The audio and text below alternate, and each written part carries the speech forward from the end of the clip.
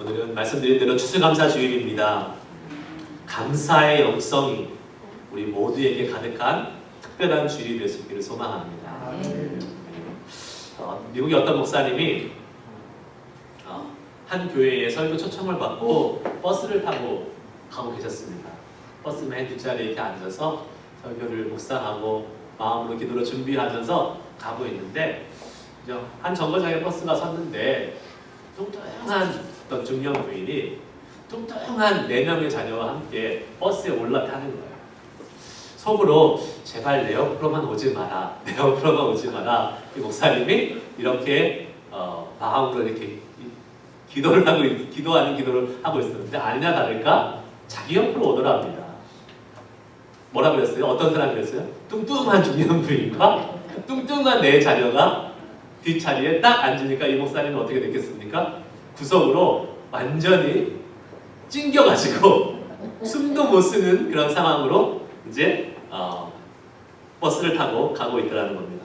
그런데 참 목사님이 이제 전해야 될 말씀의 주제가 뭐였냐면 어떤 상황에도 감사하라 라는 이 말씀의 주제를 가지고 설교를 하기 위해서 준비하고 가고 있는 중이었어요.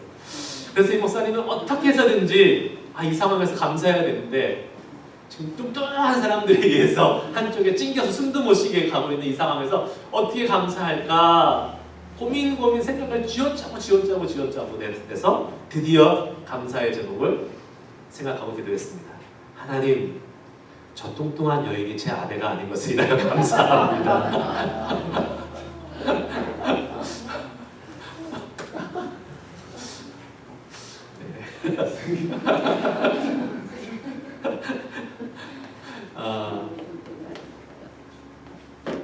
이렇게라도 감사할 수 있으면 감사할 수 있으면 좋은 거죠.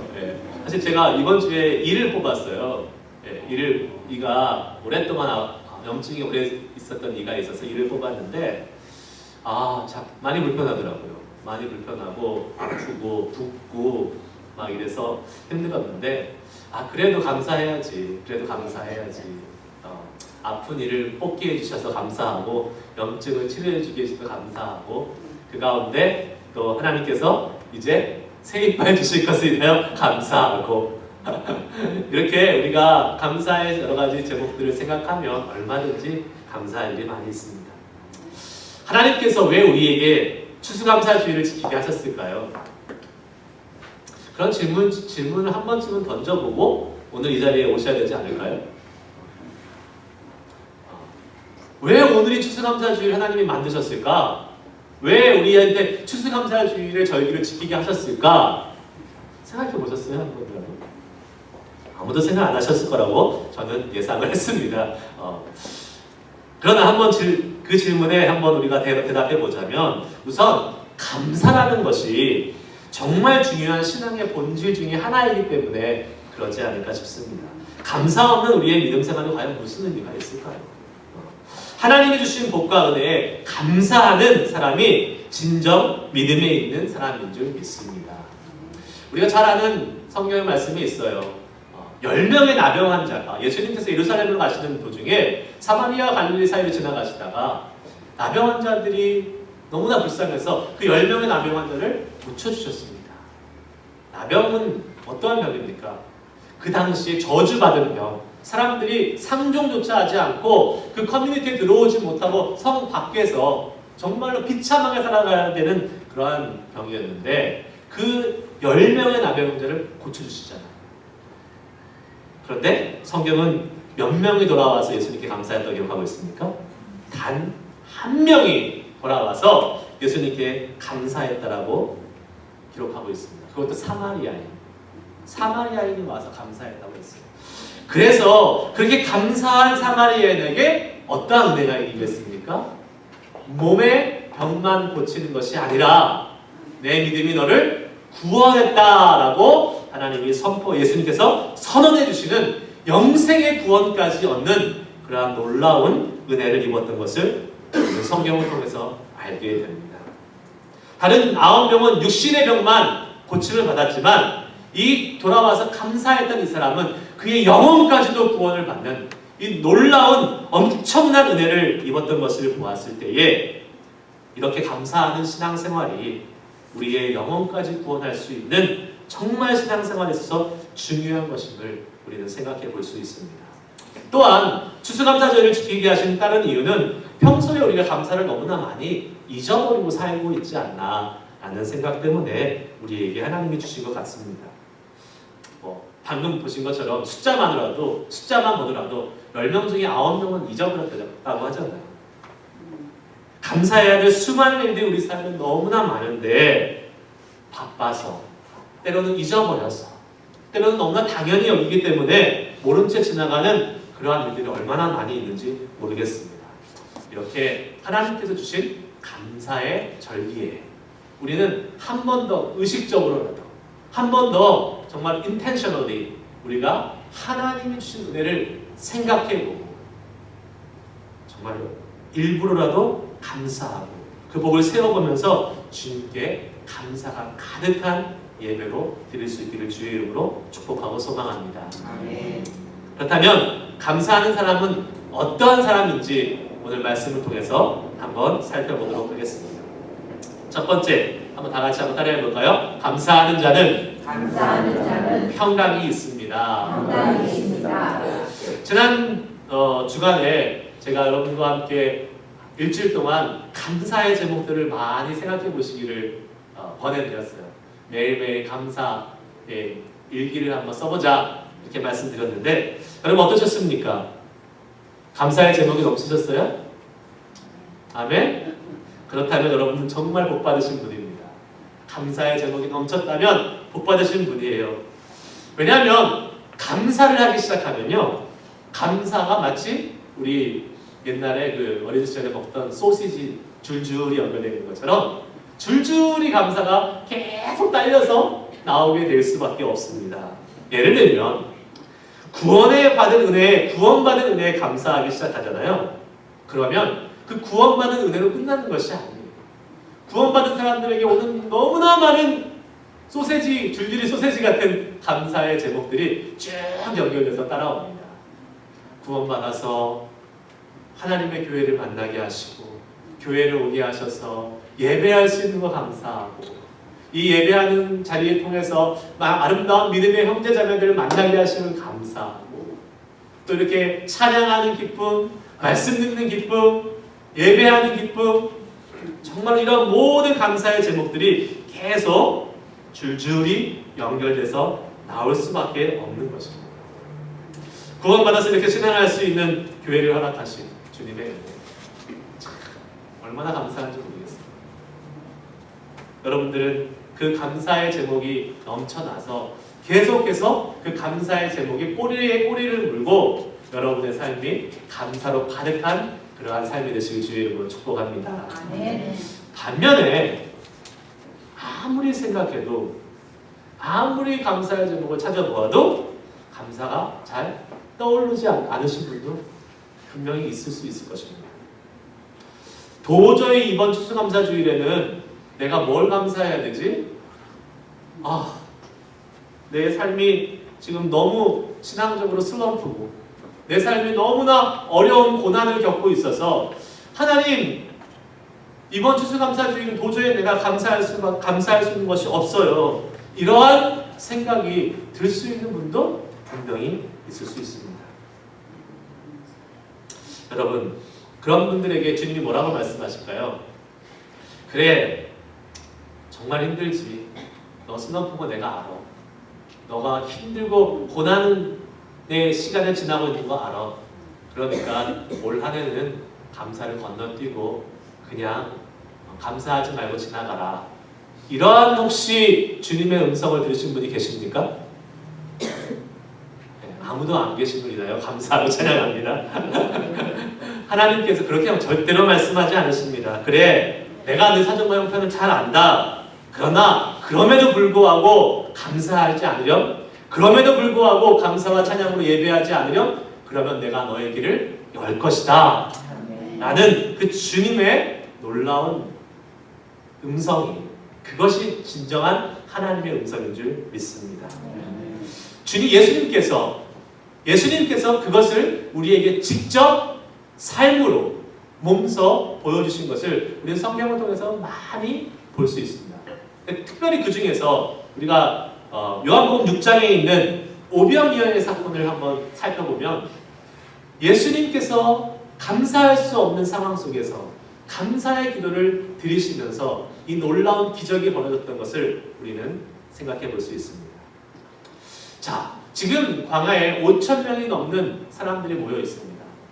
그런데 그들을 먹일 수 있는 음식이라고는 뭐가 있어요? 작은 보리떡 5개와 물고기 2마리. 그게 큰 것이 아니었습니다. 어린 소년이 가져온 것이라고 했죠, 성경에서. 그러니까 애가 먹을 만한 작은 물고기, 작은 빵이었으니까 그게 얼마나 양이 되겠어요? 한 주먹거리가 되겠습니까? 요만큼도 안 되겠지. 그것을 가지고 지금 앞에는 수천 명의 사람이 있는 상황 속에서 여러분, 그 상황 속에서 자연스럽게 나오는 우리의 인간적인 반응은 뭐가 될까요? 당연히 탄식과 두려움과 불안한 마음이겠죠. 짜증이 나겠죠. 어떻게 하라고? 이걸 어떻게 하라고? 그러한 마음을 가지고 아마 쓰는 것이 당연한 우리의 모습일 것입니다. 그런데 예수님께서는 어떻게 하셨습니까? 요한복음 6장 11절 말씀을 한번 볼까요? 같이 한번 읽겠습니다. 시작! 예수께서 떡을 가져 축사하신 후에 앉아있는 자들에게 나눠주시고 물고기를 그렇게 그들의 원대로 주시니라. 아멘. 예수님이 떡을 가지고 뭐 하셨다 그랬어요? 축사하셨다 그랬어요. 축사가 뭐예요? 축하하는 말이에요? 아니죠. 감사하는 기도. Give thanks. 하나님께 감사의 기도를 드리고 그 후에 앉아있는 자들에게 다 나눠주셨다라고 말씀하고 있습니다. 제자들은 모두 걱정했잖아요. 이거 어떻게 하냐고, 어떻게 할 수 있냐고. 근데 예수님은 오히려 그 상황에서 감사의 기도를 올려드렸습니다. 근심하고 걱정해야 될 상황에 오히려 예수님은 감사의 기도를 올려드렸습니다. 포기하신 것이 아니라 감사를 올려드리면서 하나님이 하신 일을 기대했다는 거예요. 왜 그렇게 할 수 있었을까요? 바로 예수님은 하나님이 하실 일에 대한 믿음을 갖고 계셨기 때문에 그렇습니다. 하나님을 향한 철저한 신뢰와 믿음으로 감사를 올려드렸던 것이지요. 하나님께서 떡 5개와 물고기 2마리 보잘것없는 작은 거지만 하나님이 행하실 일을 신뢰했기 때문에 감사할 수 있었던 것입니다.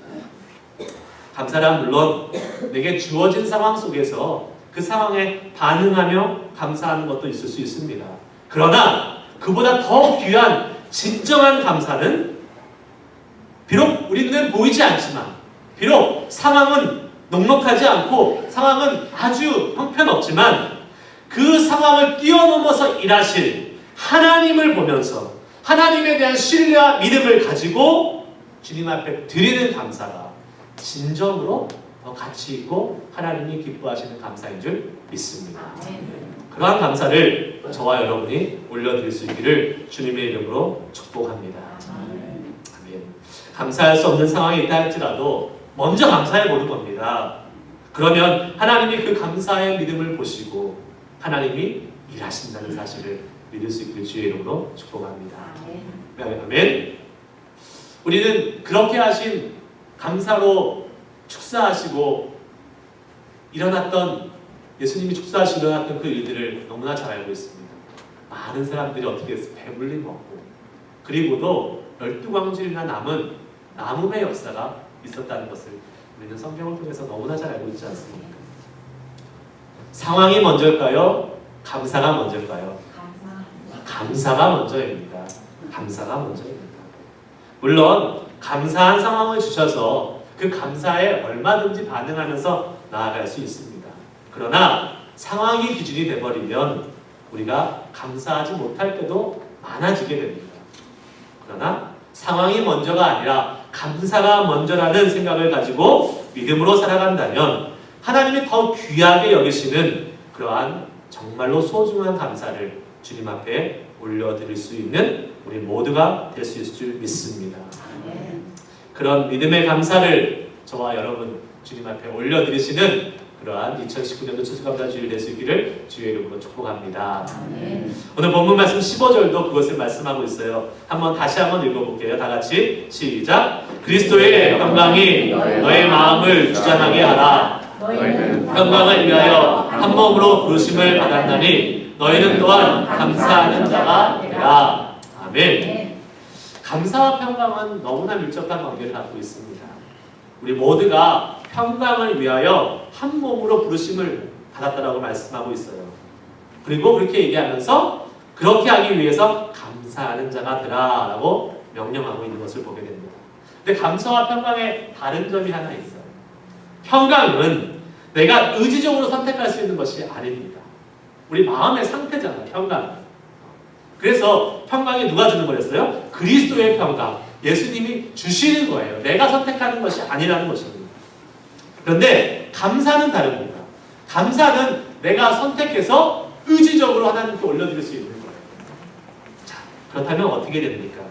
우리가 감사함으로 마음 먹으면 그 다음에 그 결과로서 평강이 우리 가운데 임한다라는 사실을 믿으시기를 축복합니다. 우리가 감사를 먼저 선택하면 평강의 은혜를 누릴 수 있다는 사실이에요. 우리 마음속에 평안이 없고 우리의 마음속에 불안하고 염려가 있고 근심이 있다면 그 마음속에는 감사가 사라진 거예요. 여러분 마음속에 지금 평강이 있으십니까? 하나님 주신 은혜의 평강이 넘치십니까? 그러면 여러분의 삶은 감사가 가득한 거예요.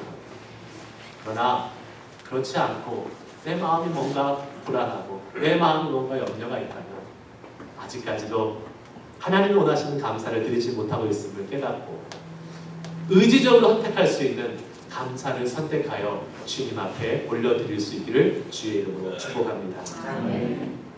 캘리포니아 데이비스 대학의 로버트 엠너스와 마이카 맥컬로이 교수가 연구한 감사에 대한 그 연구를 한번 해봤다 그래요. 자신들의 학생 190여 명을 대상으로 그룹을 세 그룹으로 나눠서 한 그룹은 매일매일 감사할 수 있는 노트를 쓰게 하고 한 그룹은 그냥 아무것도 안 하게 놔두고 한 그룹은 계속 불평과 불만 좀 뭔가 이렇게 개선됐으면 좋겠다라고 싶은 것들을 계속 적게 했대요. 그런데 그 결과를 보니까 확연한 차이가 드러났다는 거예요. 감사 일기를 쓴 그룹은 삶을 계속적으로 긍정적으로 수용하고 행복 지수도 너무나 높고 만족하는 삶을 살면서 운동도 많이 하고 그러면서 삶의 에너지가 계속 생성되었다는 것을 확인했다는 거예요. 그리고 감사를 자주 느끼는 사람은 그렇지 않은 사람들보다 질병도 더 덜 걸리고 또 질병에 걸렸다 할지라도 회복이 아주 빠르게 나타나는 것을 확인했다고 합니다. 감사는 생리적으로 스트레스도 완화하게 해주고 그래서 분노, 화, 이런 짜증 이런 것들을 덜 느끼게 할 뿐만이 아니라 그것을 쉽게 극복할 수 있게 해준다는 그러한 연구 결과를 발표했습니다. 무엇을 의미합니까? 무엇을 의미합니까? 감사하는 사람의 삶이 결론적으로 더 평안하고 더 좋아지게 된다는 것을 보여주는 것이죠. 과학적으로 증명해 주는 것입니다. 감사를 선택하는 삶이 되시길 주의 이름으로 축복합니다. 그럼 우리의 삶이 평안으로 가득 차게 될 줄 믿습니다. 두 번째, 한번 따라하시기 바랍니다. 감사하는 자는 찬양이 있습니다. 16절 말씀 같이 읽겠습니다. 시작. 그리스도의 말씀이 너희 속에 풍성히 거하여 모든 지혜로 피차 가르치며 건면하고 시와 찬송과 신령한 노래를 부르며 감사하는 마음으로 하나님을 찬양하고 아멘. 하나님을 찬양하는 사람은 하나님께 감사하는 사람의 분명한 모습은 하나님을 찬양하는 모습이 계속된다는 사실이에요.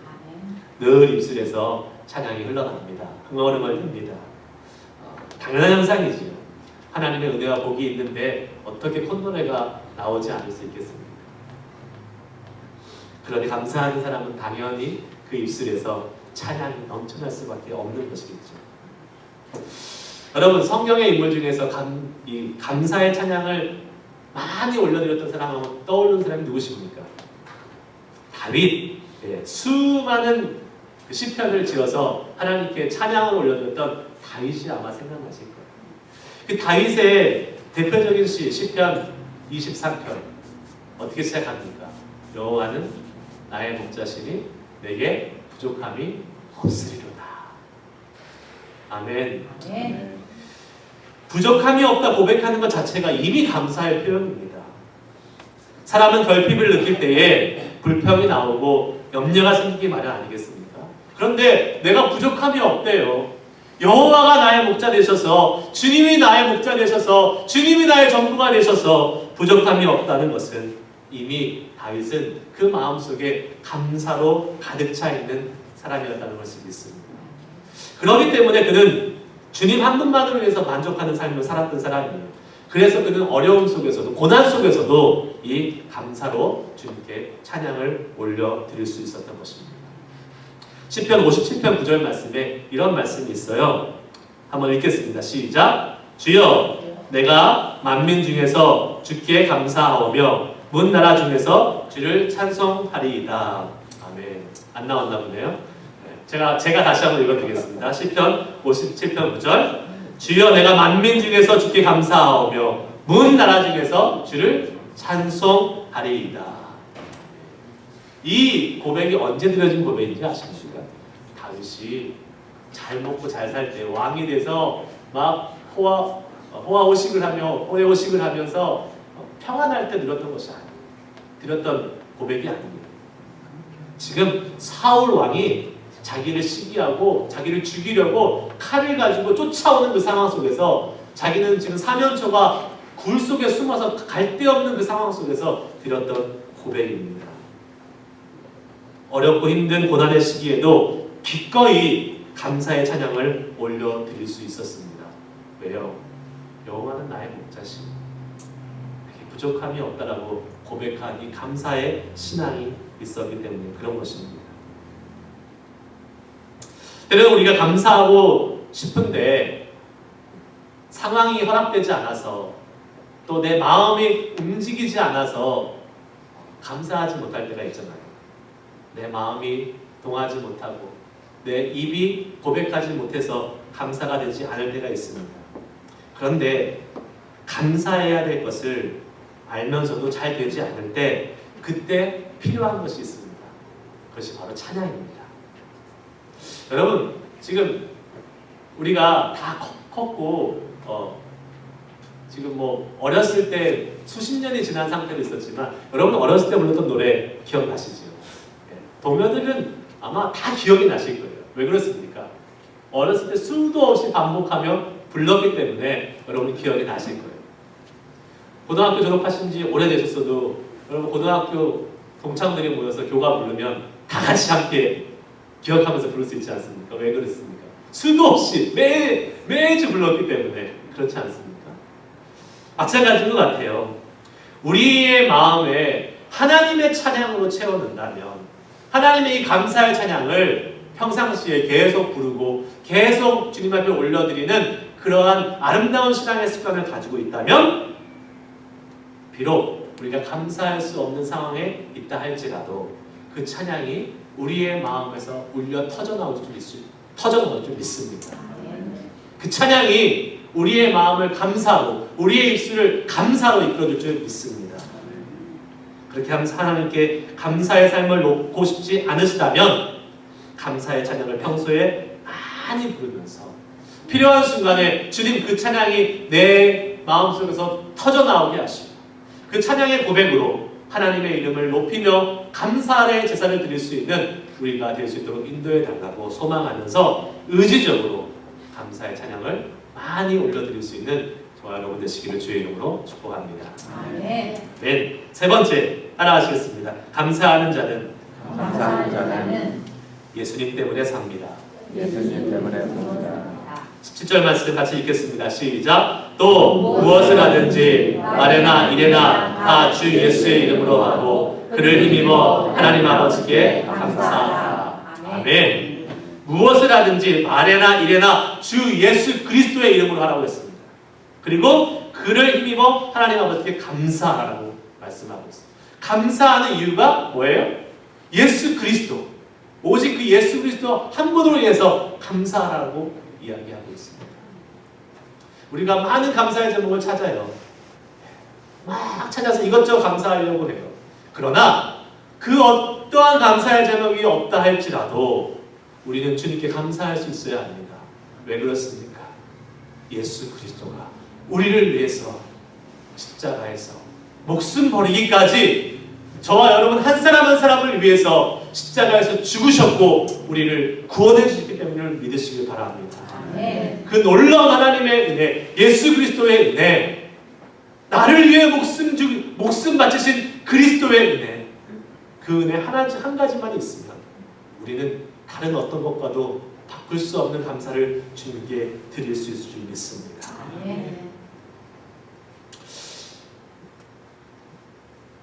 저에게 감사의 제목을 한 가지 꼽으라고 한다면 이번 추수감사주일을 맞이해서 저도 많이 이제 목사니까 감사 제목 말씀을 준비하면서 많은 것을 생각해봤어요. 하나님의 교회를 세우게 하시고 지금까지 인도해 주시고 감사하고 같이 함께 이런 좋은 성도들과 예배할 수 있어서 감사하고 다 감사하다. 근데 하나님께서 제게 주시는 마음은 만약에 너가 교회가 없으면 감사할 수 있겠냐? 만약 너가 성도가 없으면 감사할 수 있겠냐? 그런 말씀을 하시더라고요. 그러면서 하나님이 저희가 원하시는 감사가 무엇일까라고 곰곰이 묵상하는 가운데 그 첫 번째 감사는 바로 예수 그리스도구나.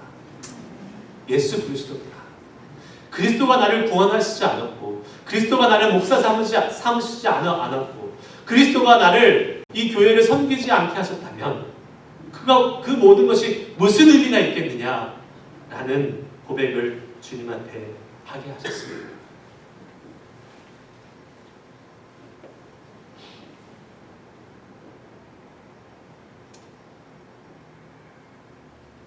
우리 추수감사주의를 맞이하면서 정말로 이 예수님의 은혜를 내가 다시 잘 회복해야겠다. 이 예수님 한 분만으로 만족하고 예수님 한 분만으로 기뻐하는 은혜를 회복해야겠다라는 그러한 생각을 하게 되었습니다. 그러면서 지난 1년에 한번 돌아봤어요. 하나님이 이 북가주 지역에 교회를 개척하게 하셨습니다. 넘치는 교회를 세우셨습니다.